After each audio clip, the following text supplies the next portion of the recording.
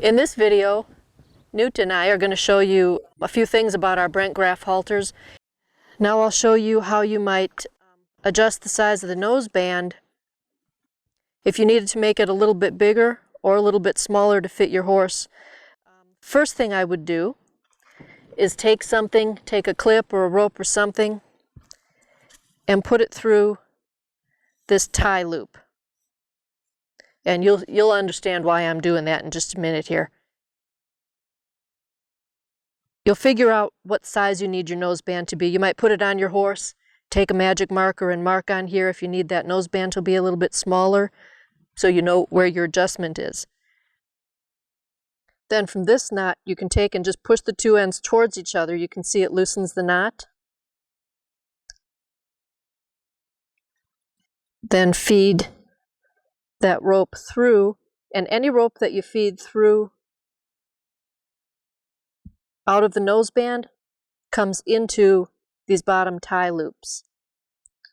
So you would feed that through on both sides. You can see I've done the right side now. That knot is shorter.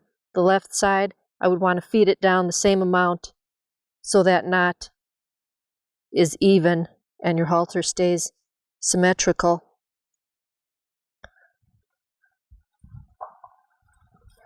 And it feeds through there. So then you would tighten it back up.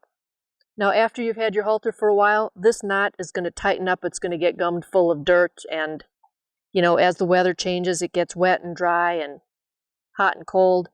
It's going to suck down. So if you need to adjust it while it's still new and while you still can. Now I'd mentioned putting this rope through here, and the reason is it's real easy to loosen this knot too much and all of a sudden lose track of where your tie loops are on the bottom of your halter. And once that happens, it can be really a disaster trying to get it back down. So that's why I like to put a rope through there, put a clip on there, do something just to make sure you don't end up having that problem. Now we'll go over how to attach the lead rope. The way I like to do it, there's a few different ways. The way I like to do it is you come up, take about a foot of rope. Our lead ropes are 13 feet long, so there's plenty of rope to tie your knot. Go around and through, and then around again, and down through the same hole that you started coming out in the first place. So that's what the end knot looks like. Now, there's several different ways you can do it.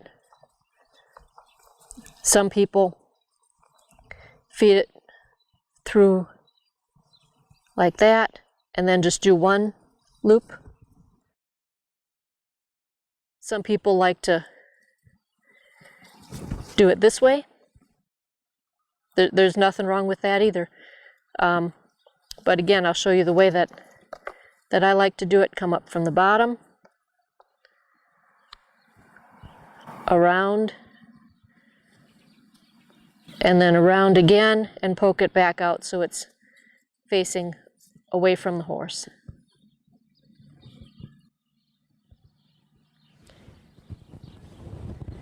And now we'll go get a horse. I'll show you how to tie it onto your horse. I've got two different colors here just so you can see it better. And this is how you would tie it.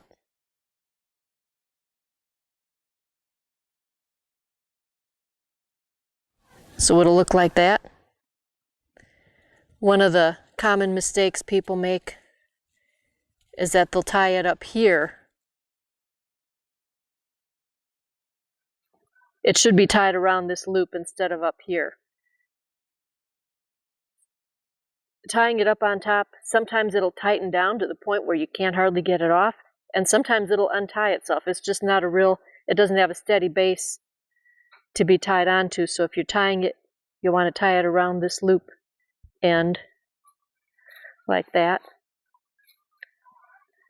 And it should look like that. If this tag end is kind of long, you can just tuck it behind their jaw, something like that.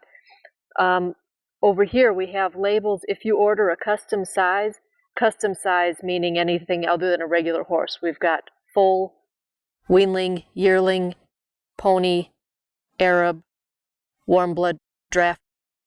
I'll put a label over here that shows what size it's on. So when you're running through your barn, trying to figure out what size halter is this, it'll have a label on it. You pull it up here, you make sure this is behind her jaw. Some halters made by various companies, you'll see it sort of cuts across the jaw there, and that's really not a safe or productive way to get it done, so you want it behind the jaw. Also, rope halters are not meant to be left on when you turn your horse out in the pasture or when you're leaving them alone in the stall. These are designed to not break, and if your horse got hung up, they could hurt themselves, so it's just for when you're working with your horse.